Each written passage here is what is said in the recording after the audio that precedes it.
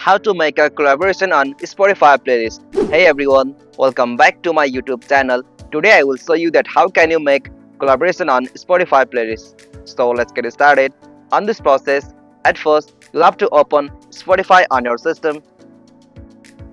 Alright, after you open Spotify on your system, you'll got such interface. So from here, at the top left corner, you'll have to create a new playlist. As I have already created a playlist, for that tap on create, and from here choose for playlist. Alright, by doing this process, after you create a playlist and give the name from here, you'll have to just open that playlist and click on the option 3 dot here.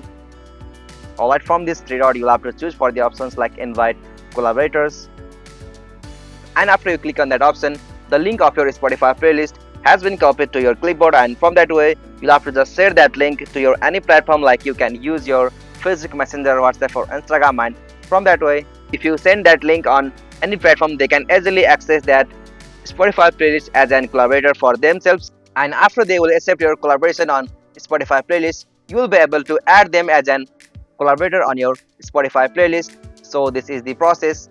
Hope you found this video helpful to you, and please don't forget to give a like and subscribe to our YouTube channel for more quick and short tutorial like this.